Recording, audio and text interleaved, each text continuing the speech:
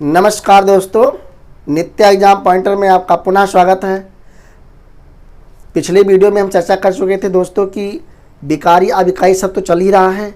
विकारी शब्द के जो 4 भाग होते हैं वो पूरी तरीके से पूरा करवा दिया गया आप लोग को। आज जो टॉपिक चलेगा, आज चलेगा अविकारी शब्द। अविकारी शब्द की टॉपिक आज चलेगी, बहुत महत्वपूर्ण टॉपिक है अविकारी शब्द। अविकारी शब्द, अविकारी शब्द का जो परिभाषा है, परिभाषा को आपको बता दिया गया, परिभाषा को बता दिया गया है। यहाँ पर अविकारी का शाब्दिक अर्थ अगर हम देख लेते हैं तो अविकारी का शाब्दिक अर्थ अव्यय होता है।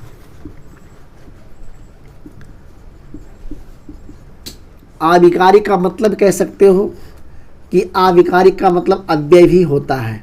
ठीक है, अव्यय क्या होता है? जिसका व्यय ना हो सके। अविकारी का मतलब क्या होता है? अव्यय। और अव्यय का मतलब होता है मित्रों जिसका व्यय ना हो सके, व्यय ना हो सके। अविकारी का मतलब अव्यय और अव्यय का अर्थ क्या होता है मित्रों? व्यय ना हो सके। देखिए अविकारी का जो परिभाषा है मित्रों मैं बता चुका हूँ, आज फिर से एक बार देख लीजिए। वह शब्द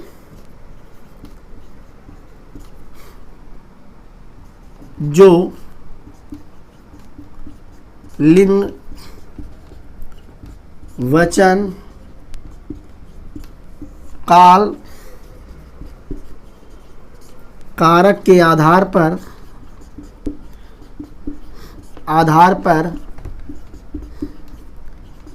परिवर्तन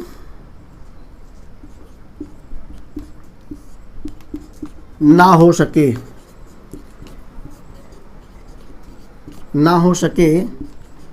उसे अविकारी शब्द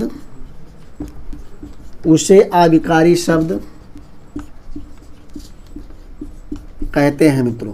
ठीक है, अविकारी शब्द हो गया वह शब्द जो लिंग, वचन, कारक, काल के आधार पर परिवर्तन ना हो सके, बदलाव ना हो सके, उसे हम अविकारी शब्द कहते हैं। और जिसमें परिवर्तन हो जाए, वह शब्द जो लिंग, वचन, कारक, काल के आधार पे जिसमें परिवर्तन हो जाए उसको हम विकारी शब्द कहते हैं। और विकारी शब्द 4 प्रकार के होते हैं, संज्ञा, सर्वनाम, विशेषण, क्रिया। ये चारों प्रकार पिछले वाले वीडियो में कंप्लीट हो चुके हैं मित्रों। आज का जो टॉपिक है अविकारी। अविकारी का मतलब होता है दोस्तों अव्यय, और अव्यय का अर्थ जिसे व्यय ना किया जा सके। अविकारी के भी 4 भाग होते हैं। देखिए अब प्रश्न बनता है कि अविकारी शब्द के प्रकार, अविकारी शब्द के प्रकार अगर पूछेगा तो आप बताएंगे अविकारी शब्द के 4 प्रकार हैं। नंबर 1 है क्रिया विशेषण। क्रिया विशेषण पहला प्रकार जो मित्रों है अविकारी शब्द का जो पहला प्रकार है मित्रों क्रिया विशेषण। अगर पूछेगा कि विकारी शब्द का जो पहला प्रकार है क्या है तो आप बताओगे संज्ञा है। ठीक है, क्या बताओगे? संज्ञा है। क्रिया विशेषण ये पहला है। जो दूसरा है मित्रों अविकारी शब्द का जो दूसरा प्रकार है वो संबंध बोधक अव्यय है। आप ये कह सकते हो क्रिया विशेषण अव्यय कह सकते हो, पूरा लिख लो ताकि आगे चल के मुझे फायदा मिलेगा। क्रिया विशेषण अव्यय लिखो यहाँ पर, क्रिया विशेषण अव्यय। मित्रों जो दूसरा प्रकार है संबंध बोधक अव्यय, संबंध बोधक अव्यय।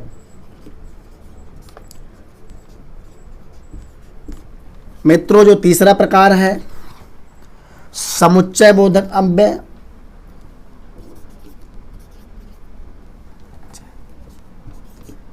समुच्चय बोधक अव्यय।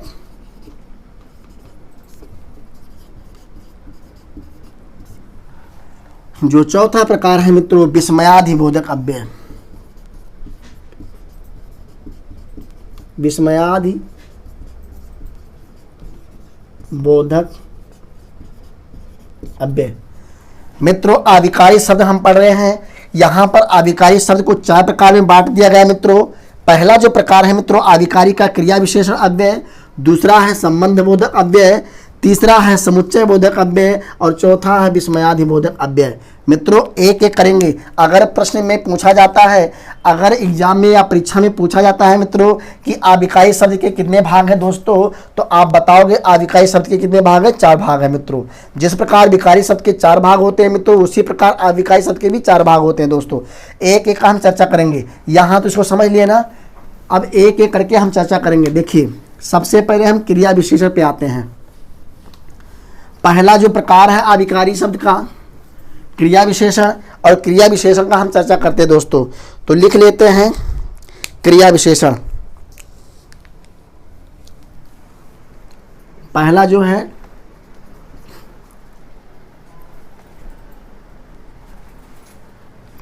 पहला प्रकार क्रिया विशेषण। क्रिया विशेषण, अब क्रिया विशेषण किसे कहते हैं मित्रों? वह आविकारी शब्द जो क्रिया की विशेषता बतलाता है। वह आविकारी शब्द जो क्रिया की विशेषता बतलाते हैं उन्हें हम क्रिया विशेषण कहते हैं। लिख लीजिए, वह आविकारी शब्द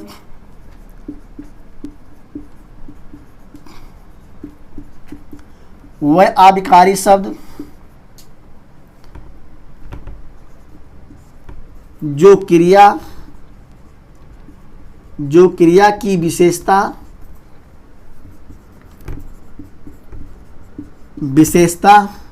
बतलाते हैं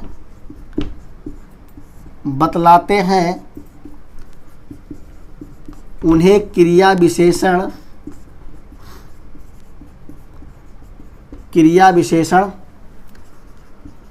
कहते हैं। मित्रों आविकारी शब्द में पढ़ रहे हैं। पहला प्रकार क्रिया विशेषण। क्रिया विशेषण क्या होता है? वह आविकारी शब्द, विकारी शब्द क्या है, आविकारी शब्द क्या है, चर्चा कर चुका हूं। वह आविकारी शब्द जो क्रिया की विशेषता बतलाते हैं उन्हें क्रिया विशेषण कहते हैं। वह आविकारी शब्द जो क्रिया की विशेषता बतलाते हैं उन्हें क्रिया विशेषण शब्द कहते हैं मित्रों। उन्हें क्या कहते हैं? क्रिया विशेषण कहते हैं।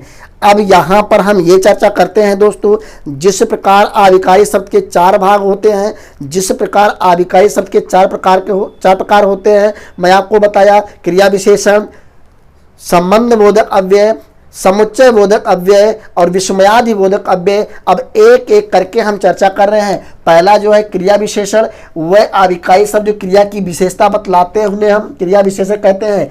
क्रिया विशेषण के 4 प्रकार होते हैं। अगर प्रश्न पूछेगा क्रिया विशेषण के कितने प्रकार होते हैं मित्रों, तो आप कहेंगे क्रिया विशेषण के 4 प्रकार। कितना बताएंगे आप? क्रिया विशेषण कितने प्रकार होते हैं? 4 प्रकार। यहाँ लिख लेंगे आप क्रिया विशेषण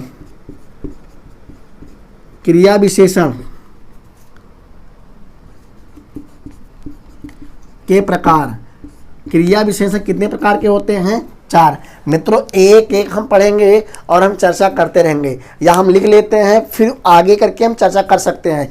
क्रिया विशेषण भी 4 प्रकार के होते हैं। अब क्रिया विशेषण का जो पहला प्रकार है, क्रिया विशेषण का जो पहला प्रकार है मित्रों, वो क्या है? उसका नाम है कालवाचक क्रिया विशेषण। पहला क्या है मित्रों? कालवाचक क्रिया विशेषण। कालवाचक क्रिया विशेषण जो पहला प्रकार है क्रिया विशेषण का, वो कालवाचक क्रिया विशेषण है मित्रों। और जो दूसरा प्रकार है क्रिया विशेषण का, वो है स्थानवाचक क्रिया विशेषण। जो दूसरा प्रकार है मित्रों, स्थानवाचक क्रिया विशेषण। स्थानवाचक क्रिया विशेषण, स्थानवाचक क्रिया विशेषण मित्रों।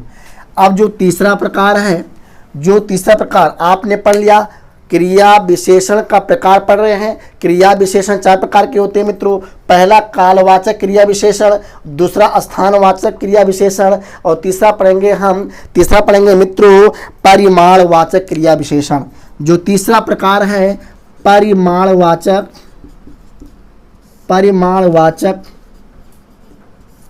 क्रिया विशेषण।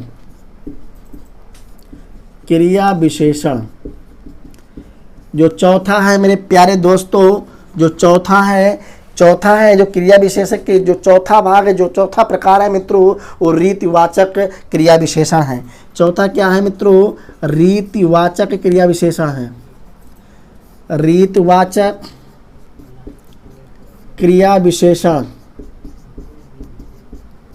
बहुत मन से समझिएगा, बहुत अच्छा टॉपिक चल रही मित्रों, परीक्षा के दृष्टि से बहुत ही महत्वपूर्ण टॉपिक चल रही मित्रों। क्रिया विशेषण लेकर मैं आया हूं। आज मैं आप सबके सामने जो टॉपिक पढ़ा रहा हूं बहुत ही महत्वपूर्ण है, क्रिया विशेषण। और क्रिया विशेषण किसे कहते हैं? वह अधिकारी सब जो क्रिया की विशेषता बतलाते हैं उन्हें क्रिया विशेषण सब कहते हैं। क्रिया विशेषण के प्रकार अगर पूछेगा मित्रों तो क्रिया विशेषण कितने प्रकार के होते हैं? 4 प्रकार के होते हैं मित्रों। जो पहला प्रकार है कालवाचक विशेषण, कालवाचक क्रिया विशेषण। जो दूसरा स्थानवाचक क्रिया विशेषण। तीसरा है परिमाणवाचक क्रिया विशेषण। चौथा है रीतिवाचक क्रिया विशेषण मित्रों। अब एक एक करके हम चर्चा कर लेते हैं मित्रों, ठीक है। कालवाचक क्रिया विशेषण किसे कहते हैं? ठीक है। स्थानवाचक क्रिया विशेषण किसे कहते हैं? एक एक करके हम मित्रों चर्चा करते हैं। चलिए देखिए, पहला जो प्रकार है क्रिया विशेषण का मित्रों वो है कालवाचक क्रिया विशेषण। पहला प्रकार है कालवाचक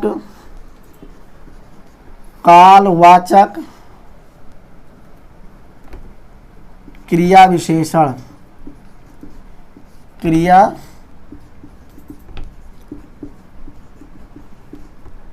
कालवाचक क्रिया विशेषण, ये पहला प्रकार है मित्रों, कालवाचक क्रिया विशेषण। ध्यान देने योग्य बात यहाँ पर यह है मित्रों कि जो क्रिया विशेषण के चारों प्रकार है ना, उससे परीक्षा पूछा जाता है। यहीं पर बहुत ध्यानपूर्वक वीडियो को देखना है और हो सके तो आप प्लीज़ नोट बनाइएगा ताकि भविष्य में काम आ सके, ठीक है। क्योंकि बार बार वीडियो तो देखोगे नहीं, मुझे पता है। एक बार वीडियो देखिए, नोट बनाए, फिर दूसरी बार अगर वीडियो देखोगे तो बहुत अच्छे से समझ में आएगा। अब यहाँ पर हम ये कह सकते हैं मेरे प्यारे दोस्तों, काल का मतलब क्या होता है? काल का मतलब होता है टाइम, मतलब समय। काल का मतलब क्या होता है मित्रों? समय। क्या होता है? समय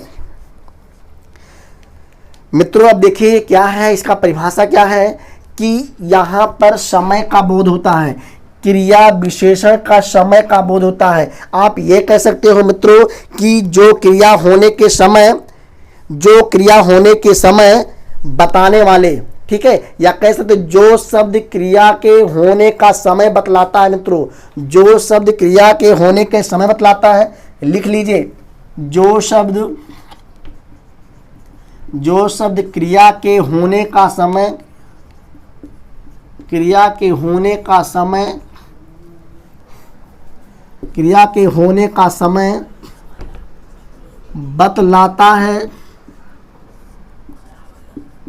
बतलाता है उसे कालवाचक क्रिया विशेषण कहते हैं।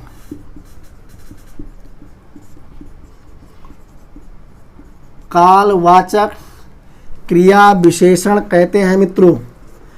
कालवाचक क्रिया विशेषण जो क्रिया के होने का समय बतलाता है उसे कालवाचक क्रिया विशेषण कहते हैं। उसे कालवाचक क्रिया विशेषण कहते हैं। उसे कालवाचक क्रिया विशेषण मित्रों जो क्रिया के होने का समय बतलाता है, ठीक है, समय का बोध कराता है, समय का परिचय कराता है मित्रों, उसे कालवाचक क्रिया विशेषण कहते हैं। अब जिसे देख लीजिए, हमने कहा एक एग्जाम्पल के माध्यम से, एक उदाहरण के माध्यम से समझते हैं हम। हमने कहा राम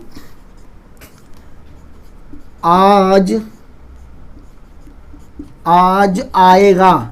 एक एक टॉपिक बहुत अच्छा से क्लियर कराऊंगा, एक एक टॉपिक बहुत अच्छे से क्लियर करवा रहा हूं मित्रों, तो बहुत ध्यान से पढ़िए। राम आज आएगा। अब आप लोग ये बताइए कि राम आज आएगा तो क्या इस वाक्य में, इस सेंटेंस में समय का बोध है मित्रों? समय दर्शाया गया है, समय दिखाए। आज भी क्या एक समय है, आज, कल, परसों, नरसों, ठीक है। वार मतलब आप कोई भी दिन का नाम, महीने का नाम, पक्ष का नाम, ठीक है, वर्षों का नाम, अगर ये सब वाक्य में आपको मिलता है मित्रों, तो ये सब समय का बोध करा रहा है। अगर समय का बोध करा रहा है तो काल, काल का मतलब समय होता है, समय को हिंदी में काल बोलते हैं मेरे प्यारे दोस्तों। इसीलिए इस क्रिया विशेषण को हम कालवाचक क्रिया विशेषण कहेंगे, कालवाचक क्रिया विशेषण कहते हैं। पहला एग्जाम्पल हो गया। दूसरा देखिए क्या है, दूसरा यहीं पर आप देख लीजिए। जितने ही आप उदाहरण के माध्यम से समझेंगे उतने ही आपका क्लियर होगा। दूसरा हम कह सकते हैं, देखिए अब यहाँ पर जो राम है अगर कहेंगे तो देखिए राम कर्ता हो गया, ठीक है। जो आज है मित्रों ये समय हो गया, ठीक है। और जो आएगा या आना, आएगा या आना मित्रों ये क्या हुआ, क्रिया हो गया। ये क्या हुआ दोस्तों, तो ये हुआ क्रिया। अब जो समय का इस सेंटेंस में, इस वाक्य में समय का बोध दोहराना, इस वाक्य में काल का बोध दोहराना, तो इसीलिए कालवाचक संज्ञा, कालवाचक क्रिया विशेषण कहते हैं। जो दूसरा एग्जाम्पल है मित्रों यहाँ समझ लेते हैं। दूसरा क्या है, देखिए हम कहते हैं कि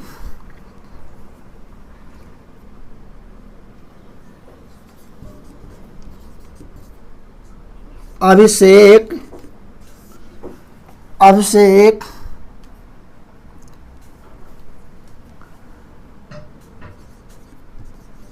कल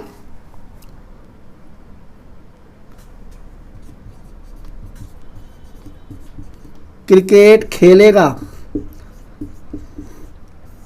मित्रों अभिषेक कल क्रिकेट खेलेगा। अब देखिए अभिषेक तो आप क्या होगा, नाउन जिसे बोलते करता है ना, ये तो ये क्या हो गया मित्रों, करता हो गया। अब कल जो है मित्रों ये समय का बोध करा रहा है, ठीक है। किसका बोध करा रहा है मित्रों, समय का। और खेलना जो हो गया मित्रों ये किसका बोध करा रहा है, तो क्रिया का बोध करा रहा है, क्रिया का बोध करा रहा है मित्रों, ठीक है, क्रिया का बोध करा रहा है दोस्तों। अब देखिए जिस भी वाक्य में अगर मुझे समय मिल गया, काल मिल गया मेरे प्यारे दोस्तों, कालवाचक क्रिया विशेषण हो गया, ठीक है, कालवाचक क्रिया विशेषण हो गया। मित्रों मैं आपको बताया हूं आज भी आ सकता है सेंटेंस में, वाक्य में, कल भी आ सकता है, परसों भी आ सकता है, पक्ष भी आ, शुक्ल पक्ष कृष्ण पक्ष आ सकता है मित्रों, ठीक है। वर्षों का नाम आ सकता है 2004 वर्ष से, ठीक है, हम 2004 से कह सकते हैं, हम कह सकते 2 दिन से, हम कह सकते 2:30 बजे से, 1 बजे से। मित्रों कहने का तात्पर्य यह है मेरे प्यारे दोस्तों कि जहां पे समय का बोध हो, जहां पर काल का बोध हो, वहां पर हमेशा हमेशा हमेशा कालवाचक क्रिया विशेषण होता है। मित्रों क्रिया विशेषण का जो पहला भाग है कालवाचक क्रिया विशेषण, आपको भली बात समझ में आ गया, मुझे पूरा विश्वास है, ठीक है। जो दूसरा प्रकार है मित्रों स्थानवाचक क्रिया विशेषण, क्रिया विशेषण का जो दूसरा प्रकार है स्थानवाचक क्रिया विशेषण। देखिए जो दूसरा प्रकार है स्थानवाचक क्रिया विशेषण, क्रिया विशेषण, स्थानवाचक क्रिया विशेषण। देखिए अब यहाँ पर अगर छोटे से अर्थ में, छोटे से परिभाषा में समझने का हम प्रयास करते हैं तो इसमें स्थान का बोध होता है। मतलब वह विकारी शब्द जिसमें स्थान का बोध कराए, जिसमें जगह का बोध कराए, प्लेस का बोध कराए मित्रों, वो हमेशा स्थान वाचक क्रिया विशेषण होता है मेरे प्यारे दोस्तों, ठीक है। मतलब क्रिया में होने वाले स्थान और दिशा का बोध कराने वाले क्रिया को, ठीक है, लिख लीजिए। क्रिया में होने का स्थान, अगर लिखना चाहे तो लिख लीजिए, समझ लीजिए। क्रिया का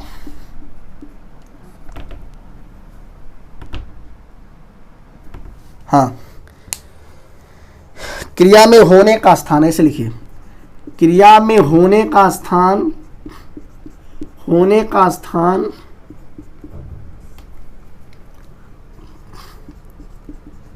और दिशा, और दिशा का बोध कराने वाली क्रिया को, का बोध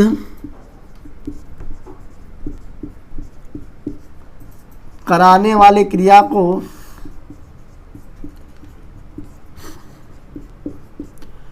स्थानवाचक क्रिया विशेषण कहते हैं। स्थानवाचक क्रिया विशेषण कहते हैं। यहां पर हम ये देखते हैं, अगर वाक्य में अगर स्थान शब्द आ जाए, वाक्य में स्थान शब्द आ जाए तो हमेशा वो स्थान का बोध करा रहा है। या कोई दिशा आ जाए, जैसे हम कैसे पूरब की ओर, तो अगर वाक्य में आ गया कि राम पूरब की ओर गया, तो ये कौन सा क्रिया विशेषण है मित्रों? राम पूरब की ओर गया। तो पूरब क्या है? मैं बताया था कि स्थानवाचक में पूरब भी आएगा, मतलब दिशा का बोध करेगा। ठीक है, किसका बोध कराएगा? दिशा का बोध कराएगा। यहाँ पर दो शब्द समझ लेंगे, स्थान और दिशा का बोध कराने वाले क्रिया को क्रिया विशेषण कहते हैं। शॉर्टकट में परिभाषा को समझ लेते हैं।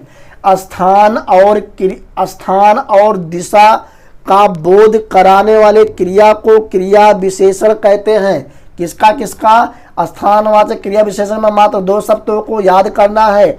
स्थान और दिशा का बोध कराने वाले क्रिया को क्या कहते हैं मेरे प्यारे दोस्तों? तो स्थानवाचक क्रिया विशेषण कहते हैं। जैसे देख लीजिए, यहाँ उदाहरण के माध्यम से देखिए, बहुत गजब समझ में आएगा। जैसे पहला उदाहरण क्या है मित्रों? राम छत पर बैठा है। देखिए, राम छत पर बैठा है। राम छत पे बैठा है। कहाँ बैठा? राम छत पे बैठा है। कहाँ बैठा? राम छत पे बैठा है।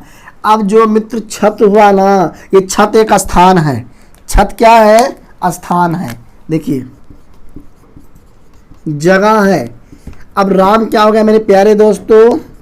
कर्ता हो गया। ठीक है, छत पर बैठना, बैठना क्या हुआ मित्रों? क्रिया हुआ।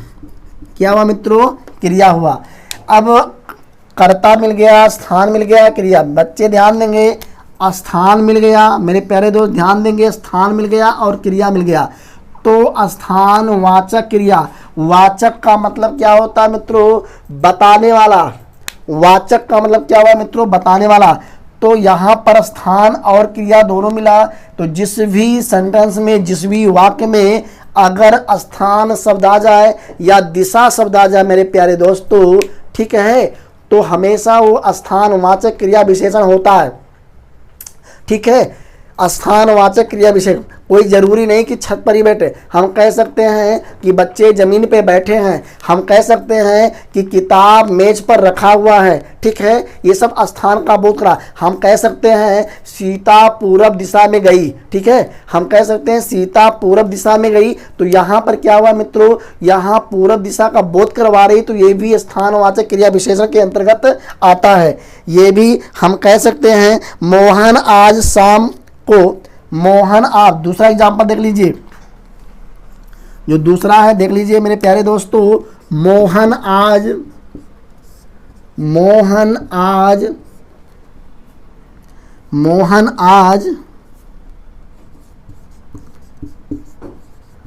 अयोध्या जाएगा। मोहन आज अयोध्या जाएगा। अब यहाँ पर मित्रों देखिए, आज मिल गया। आज किसका बोध करा रहा है? तो आज समय का बोध करा रहा है। और मोहन मित्रों क्या हो गया? तो मोहन कर्ता हो गया। और जाना क्या हो गया मित्रों? क्रिया हो गया। जाना क्या हो गया मेरे प्यारे दोस्तों? क्रिया हो गया। अब यहाँ पर एक बात और रख सकते हैं आप, यहाँ पर एक बात और समझ सकते हैं। ठीक है, कि मोहन आज अयोध्या जाएगा। दो चीज़ को याद करना है, क्रिया को निकाल लेना है और समय को निकाल लेना है। तो समय को निकालेंगे। और एक चीज़ और है, यहाँ पर दूसरा जो प्रश्न बन रहा अयोध्या, तो अयोध्या भी एक जगह है, अयोध्या भी एक स्थान है मित्रों। अयोध्या भी एक क्या है? स्थान है। अब यहाँ ये भी कह सकते हो, यहाँ ये भी कह सकते हो मेरे प्यारे दोस्तों, आप बोल सकते हो, कमेंट बॉक्स में आप लिख सकते हो कि सर यहाँ समय भी आ रहा है, यहाँ स्थान आ रहा है, तो यहाँ पर कौन सा क्रिया विशेषण होगा?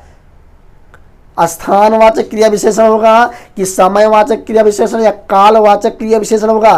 तो मित्रों अगर इस तरीके से प्रश्न आता है तो रेखांकित करके पूछेगा कि रेखांकित किए हुए शब्द में कौन सा क्रिया विशेषण है। अगर आज पे रेखांकित करेगा मित्रों तो समय या कालवाचक क्रिया विशेषण है। अगर स्थान पे क्रिया करेगा मित्रों, अयोध्या में अयोध्या शब्द पर क्रिया करेगा या किसी स्थान शब्द पे रेखांकित करेगा मित्रों तो स्थानवाचक क्रिया विशेषण के अंतर्गत आता है। जैसे हम कह सकते हैं, एक एग्जाम्पल और समझ लीजिए।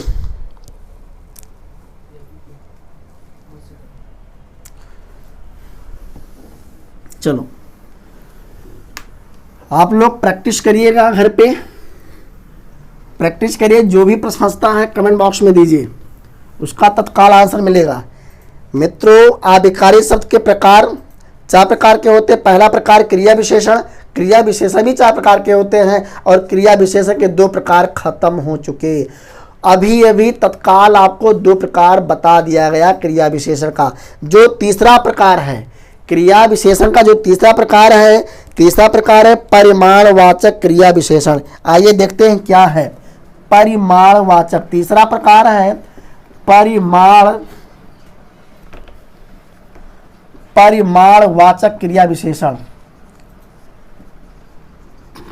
परिमाणवाचक क्रिया विशेषण दोस्तों, अब देखिए परिमाण का क्या, देखिए परिमाण बताए थे एक और एक परिणाम बताए थे मित्रों, एक परिमाण। तो इस परिमाण का मतलब मात्रा होता है, मैं चर्चा कर चुका हूं। इस परिमाण का मतलब मात्रा होता है और मात्रा में जैसे आप कह सकते हो कि 2 किलो आलू, मैं बताया हूं 2 किलो आलू कह सकते हो, या कह सकते हो कुछ आलू, या कह सकते हो कुछ सेब, या 2 किलो सेब।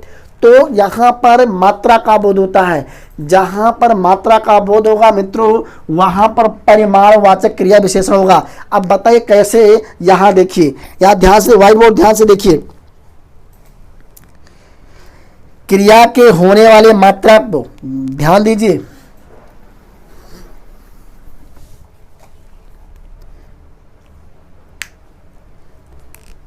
क्रिया के होने की मात्रा को लिख लीजिए।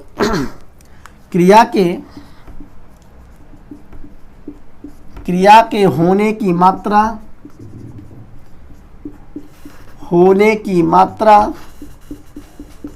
बताने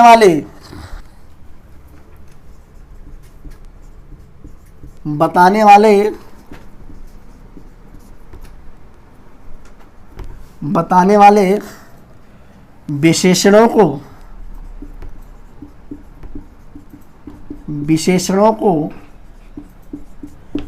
क्रिया विशेषण कहते हैं। विशेषणों को परिमाणवाचक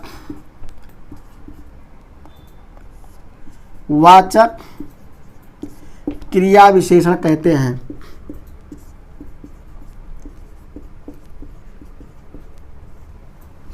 क्रिया विशेषण कहते हैं मित्रों। क्रिया के होने की मात्रा मतलब जो क्रिया हो रहा है वो कितनी मात्रा में हो रहा है, क्रिया जो हो रहा है वो कितनी मात्रा में हो रहा है। अगर ये शब्द आपको मिल जाए, अगर ये बातें आपको मिल जाए मित्रों, तो वहाँ पर हमेशा परिमाणवाचक क्रिया विशेषण होता है। देखिए बहुत अच्छा है, राम बहुत सोता है। देखिए एग्जाम्पल देखिए, राम बहुत सोता है। तो सोना क्या हो गया मित्रों, क्रिया हो गया। अब राम क्या हो गया, यहाँ देखिए बहुत क्या हो गया, सोना क्या हो गया, राम हो गया कर्ता, ठीक है। बहुत क्या हो गया, ये परिमाण, मतलब बहुत का मतलब कोई और छोर नहीं है, ठीक है। और सोना क्या हो गया मित्रों, ये क्रिया हो गया। बहुत क्या हो गया, मात्रा हो गया। इसे को आप परिणाम भी बोल सकते हो, परिमाण भी बोल सकते हो, इसी को परिमाण, ठीक है। मात्रा को परिमाण का मतलब मात्रा। अब राम बहुत सोता है मतलब कोई निश्चित नहीं है, ठीक है, कोई निश्चित नहीं कितना देर तक सोता है राम, इसीलिए यहाँ पर परिमाणवाचक क्रिया विशेषण होगा। दूसरा लीजिए गीता, दूसरा एग्जाम्पल दे लीजिए। गीता कम पढ़ती है। गीता कम पढ़ती है मेरे प्यारे दोस्तों। अब गीता कम पढ़ती है, ये गीता करता हो गया, कम क्या हो गया, कम का मतलब कम मात्रा। कहते नहीं मुझे थोड़ी सी मात्रा दीजिए, कोई सामान होता है थोड़ी सी दीजिए ना, मात्रा कितनी होनी चाहिए, थोड़ी सी होनी चाहिए। मात्रा कितनी होनी चाहिए, ज़्यादा होना चाहिए, ढेर मात्रा होनी चाहिए। तब यहाँ पर देखिए कम, कम ये हो गया क्या मेरे प्यारे दोस्तों, मात्रा हो गया, और पढ़ती क्या हो गया, ये क्रिया हो गया। अब मेरे प्यारे दोस्तों देखिए मात्रा आ गया और यहाँ पर मात्रा आया, ठीक है। तो हमेशा ये परिमाणवाचक विशेषण के अंतर्गत आते हैं, ठीक है। ऐसे वाक्य परिमाणवाचक विशेषण कहलाते हैं, ठीक मित्रों। नेक्स्ट हम देखेंगे। अच्छा एक शब्द और देख लीजिए, एक शब्द और देख लीजिए। ये प्रश्न आया, जो मैं प्रश्न बोल रहा हूँ ये प्रश्न पीसीएस का है, आप देख सकते हैं, आप प्रश्न देख सकते हैं, ये प्रश्न पीसीएस का है, ठीक है। विगत वर्षों का है, पेपर उठाकर देखिए मिलेगा आपको। जितना गुड़ डालोगे उतना ही मीठा होगा। जितना गुड़ डालोगे, जितना गुड़ डालोगे, जितना गुड़ डालोगे उतना मीठा होगा। जितना गुड़ डालोगे उतना मीठा होगा। मित्रों जितना उतना, अगर सेंटेंस में, अगर वाक्य में जितना उतना आया, जितना उतना, जितना का कोई मतलब है नहीं कि कोई मात्रा है नहीं, उतना का कोई मतलब है नहीं कोई मात्रा है नहीं मित्रों। तो जितना उतना अगर आ गया वाक्य में तो वहाँ पर हमेशा परिमाणवाचक क्रिया विशेषण होगा दोस्तों। जो नेक्स्ट है क्रिया विशेषण का जो चौथा भाग है मित्रों, जो चौथा प्रकार है क्रिया विशेषण का, वह है रीतिवाचक क्रिया विशेषण। बहुत ध्यान से समझिएगा, रीतिवाचक क्रिया विशेषण जो चौथा प्रकार है मित्रों, रीतिवाचक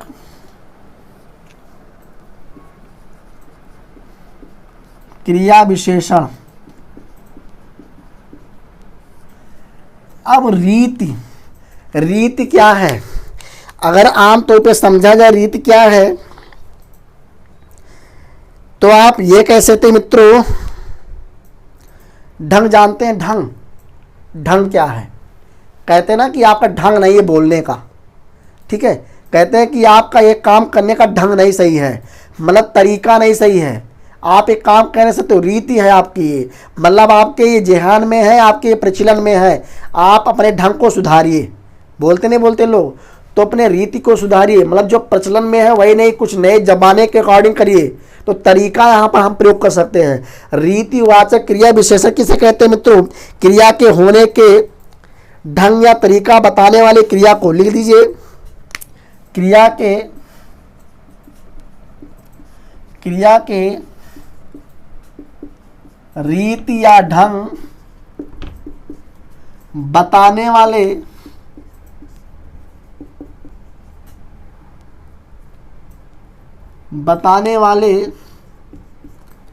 क्रिया को क्रिया विशेषण कहते हैं। बहुत अच्छी टॉपिक चल रही मित्रों, वीडियो को बहुत ध्यान से देखिएगा।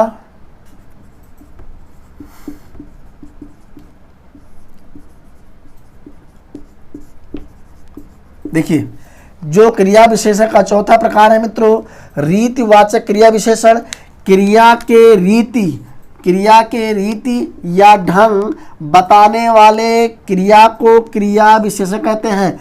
मतलब तरीका, ढंग का मतलब क्या होता है दोस्तों, तरीका। जैसे देखिए मैं आपको पढ़ाता हूँ, हिंदी पढ़ा रहा हूँ, ठीक है। हिंदी कंप्लीट होने के बाद जिसका एक पार्ट लेकर आऊँगा आपके लिए ज्योग्राफी का, तो मेरा तरीका क्या पढ़ाने का मित्रों, मैं बहुत तेज बोलता हूँ और फटाफट बोलता हूँ, बहुत तेज बोलता हूँ जल्दी से। तो ये मेरा ढंग है, मेरा तरीका पढ़ाने का। क्योंकि मैं पढ़ा रहा हूँ मित्रों, तो पढ़ाना क्रिया हुआ ना, बोलिए हाँ, पढ़ाना क्रिया हुआ। और पढ़ाता कैसा हूँ, तेज पढ़ाता हूँ। मेरा ढंग क्या है पढ़ाने का, तेज पढ़ाने का, चिल्ला के पढ़ाने का, ठीक है मित्रों। तो ये जो फटाफट जो तेज पढ़ा रहा हूं मित्रों, यही रीतिवाचक क्रिया विशेषण है। जैसे और सर हैं हमारे इस नित्य एग्जाम पॉइंटर के, और ढेर सारे सर हैं, वो जो पढ़ाते हैं उनका कुछ तरीका, उनका कुछ ढंग अलग है मित्रों। कोई स्लो पढ़ा रहा है, कोई तेज पढ़ा रहा है मित्रों। तो जो क्रिया किसी भी संज्ञा और सर्वनाम के द्वारा जो भी क्रिया होता है, और वो क्रिया तरीका और ढंग बताता है करने का। मतलब मैं कार्य कर रहा हूं और ये करना क्या है, तरीका बता रहा मेरे प्यारे दोस्तों। तो यही तरीका रीतिवाचक क्रिया विशेषण, या हम कह सकते हैं मित्रों रीतिवाचक क्रिया विशेषण कहलाता है दोस्तों। एग्जाम्पल हम देंगे। देखिए पहला उदाहरण है मेरे प्यारे दोस्तों, जैसे हमने लिखा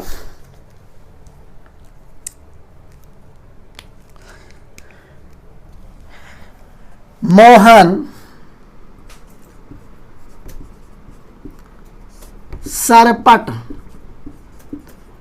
सरपट दौड़ता है। मोहन कैसा दौड़ता है मित्रों, सरपट। अब इसकी रीति जो है ना, इसका जो ढंग है ना, वो सरपट दौड़ना हुआ। तो जो ढंग है, जो तरीका है, यही तरीका और ढंग हमेशा रीतिवाचक क्रिया विशेषण के अंतर्गत आता है। किसके अंतर्गत आता है, रीतिवाचक क्रिया विशेषण। ये क्या है, ये ढंग है ना,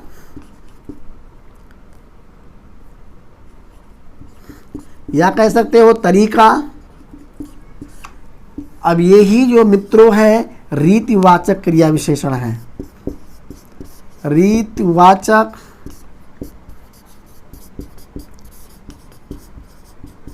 क्रिया विशेषण, ठीक है। तो सबका कोई भी काम करना, सबका अपना अपना तरीका होता है, ठीक है।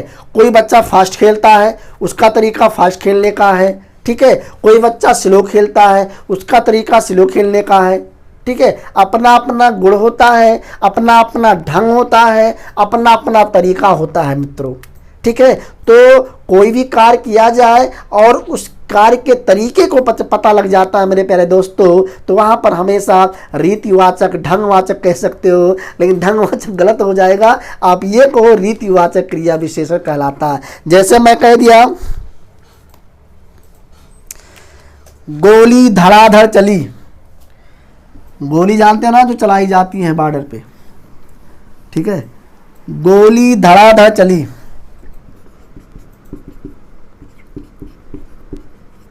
गोली